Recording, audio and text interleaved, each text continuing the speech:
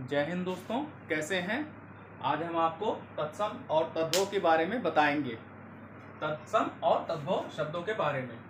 तत्सम वे शब्द जो सीधे संस्कृत से आए हैं, वे शब्द जो सीधे संस्कृत से चले आए हैं और वैसे ही बोले जाने लगे, उनमें कोई बदलाव नहीं हुआ और हिंदी में वैसे ही के वैसे ही बोले जाते हैं। कोई बदलाव नहीं, कोई चेंजिंग नहीं। जैसे अग्नि, वर्षा, अच्छी, अमूल्य, आम, इन्हें संस्कृत के शब्द कहते हैं जो हिंदी में चले आए और वैसे के वैसे बोले जाने लगे।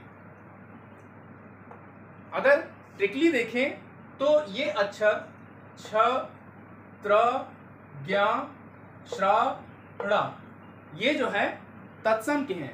अगर आपको ये कहीं दिख जाए, कहीं भी किसी शब्द में ये अक्षर दिख जाए तो ये जान जाइए कि ये तत्सम के हैं, तद्भव के नहीं हैं। छ से छ जो है वो ख का प्रयोग इसमें होता है, जैसे क्षेत्र, क्षेत्र को खेत कहते हैं तद्भव में। त्र पत्र, पत्र का पत्ता, ज्ञ ज्या से बना है, श्र सा से बना है। तो कहीं पर भी ये अक्षर आपको दिख जाए तो ये जान जाइए कि ये तत्सम के हैं, शब्द संस्कृत के शब्द हैं, हिंदी के नहीं हैं।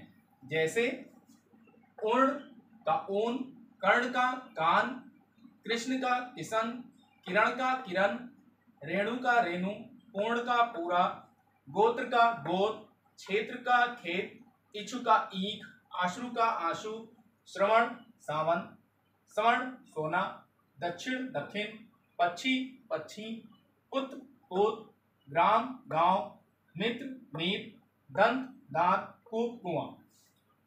होता क्या है कि हम लोग अपनी मुख सुख की वजह से, मुख सुविधा बोलने के अनुसार उसका रूप बिगाड़ देते हैं, तत्सम को तद्भव बना देते हैं।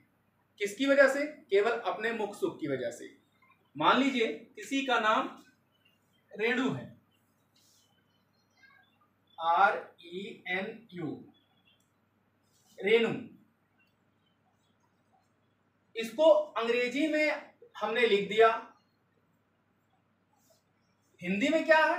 हिंदी में तो ये रेणु है, हिंदी में तो ये रेणु है। ड़ का हमने न कर दिया, किसकी वजह से? अपनी मुख सुख की वजह से न कर दिया, यानी रूप बिगाड़ दिया, इसको बदल दिया बोलने में, ताकि कठिनाई का अनुभव ना हो। जैसे मान लीजिए कि किसी का नाम किरण है, तो अंग्रेजी में उसको कैसे लिखेंगे? KIRAN, किरण। नाम क्या था इसका? नाम इसका था किरण, किरण नाम था। किरण को हमने क्या कर दिया? किरण बना दिया। किसकी वजह से? मुख सुख की वजह से। यानी हमने इसमें तोड़ा मरोड़ी करके इसका नाम, इसका रूप बिगाड़ दिया। किरण था, किरण बना दिया। किसकी वजह से? अंग्रेजी की वजह से। रेणु नाम था, हमने उसको बिगाड़ करके क्या कर दिया? रेणु कर दिया।